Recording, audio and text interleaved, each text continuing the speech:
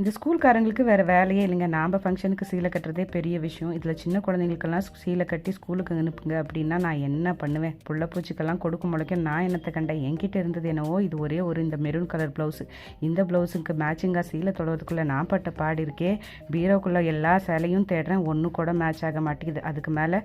அதுக்கப்புறம் மேலே பழனு மேலே வச்சுருந்த ஒரு பேகுக்குள்ளே எடுத்து பார்த்தா இந்த சேலை இருந்தது. இந்த சேலைக்கும் என் பையனுக்கும் ஒரே வயசு. என் பையன் பிறந்தப்போ 40 days ஃபங்க்ஷனுக்கு எடுத்த சேலை தான் இது. ஸோ கடைசியாக இந்த சேலை மேட்ச் ஆயிடுச்சு. இல்லை, சேலைக்கு நாங்கள் மேட்ச் பண்ணிட்டோம்.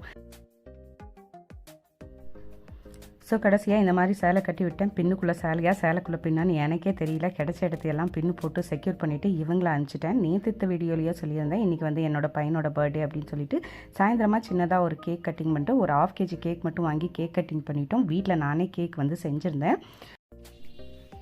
ஸோ வீட்டில் வந்து சும்மா சின்னதாக ஒரு 1/2 kg கேக் மட்டும் வாங்கிட்டு வந்து கட் பண்ணியிருந்தோம். ஸோ இதே வந்து பார்த்திங்கன்னா 1400 1500 சொன்னாங்க. ஸோ அதனால் நான் ஒரு 1/2 kg தான் வந்து வாங்கியிருந்தேன். பட் வீட்டில் வந்து நான் வீட் கேக் வந்து ரெடி பண்ணியிருந்தேன். அது வந்து ரொம்ப டேஸ்ட்டாக இருந்தது. அதோட வீடியோ வந்து நெக்ஸ்ட் வந்து அப்லோட் பண்ணுறேன். ஸோ வீட்லேயே சிம்பிளாக ஈஸியாக வந்து கேக் செஞ்சிடலாங்க. அதோட டேஸ்ட் வந்து பயங்கரமாக இருக்கும். இதில் வந்து ஜஸ்ட் ஃபுல்லாக வந்து க்ரீம் தான் வந்து போட்டிருந்தாங்க. அதனால் நான் அதிகமாக வந்து வாங்கலை. எங்களோட பர்த்டே ஃபங்க்ஷன் இப்படி தான் சிம்பிளாக இருந்தது. பட் ரொம்ப சூப்பராக இருந்தது. எல்லோரும் கேக்கெல்லாம் சாப்பிட்டுட்டு அதுக்கப்புறம் கொஞ்சம் நிறைய நேரம் உட்காந்து எல்லோரும் பேசிட்டு எங்கள் வீட்டு பக்கத்துலேயே வந்து ஒரு குட்டி ஹோட்டல் இருக்குது. அங்கே போய் நாங்கள் சாப்பிட்டோம். ஸோ எல்லாம் கேக் சாப்பிட்றதுனால யாரும் அதிகமாக சாப்பிடல. லைட்டாக ஆளு கொஞ்சம் சாப்பிட்டுட்டு அப்புறமேல அவங்கவுங்க வீட்டுக்கு வந்து கிளம்பிட்டோம். ஸோ என்னோட பையன் வந்து ரொனால்டோ ஜெர்சி வந்து கேட்டிருந்தான். அவங்க மாமி வந்து அதை கிஃப்ட் பண்ணியிருந்தாங்க. அதையும் வாங்கிட்டு வீட்டுக்கு வந்துட்டோம். ஹோப் இந்த வீடியோ வந்து உங்களுக்கு பிடிச்சிருக்கும்னு நினைக்கிறேன். பிடிச்சிருந்தா வீடியோக்கு ஒரு லைக் போடுங்க.